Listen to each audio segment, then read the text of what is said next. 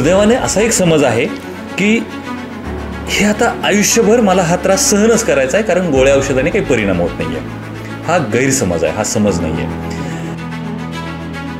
काही प्रकारची पेशंट असे असतात की डायबेटिक न्यूरोपॅथीचे औषधं देऊनसुद्धा त्यांच्यावर परिणाम होत नाही.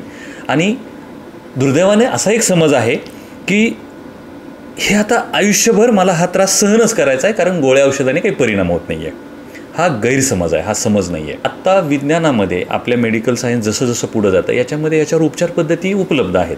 उदाहरणार्थ आम्ही non invasive pulse radio frequency ablation म्हणतो, ज्याच्यामध्ये ती जाणारी डायबेटीसच्या ज्या नसा आहेत ज्यांच्यावर परिणाम झालेला आहे त्यांना आपण स्टिम्युलेट करतो.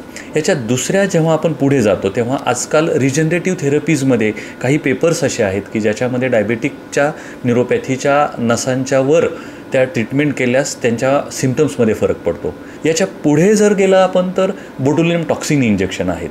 जर खूप बर्निंग होत असेल तर पायावर काही फूटवर किंवा पायांच्या पंजावर छोटी छोटी इंजेक्शन्स दिली जातात. याने चांगला परिणाम होताना दिसतो. याच्या पुढे जर आपण गेलो तर रेडिओ फ्रिक्वेन्सी ॲब्लेजन नावाची ट्रीटमेंट आहे. या रेडिओ फ्रिक्वेन्सी ॲब्लेजनमध्ये काय असतं की जेव्हा ह्या नसांचं ॲबनॉर्मल कनेक्शन्स तयार झालेले असतात त्या नसांच्या ॲबनॉर्मल कनेक्शनसाठी आपण निडलद्वारे त्या ॲबनॉर्मल कनेक्शनला ॲब्लेट करतो.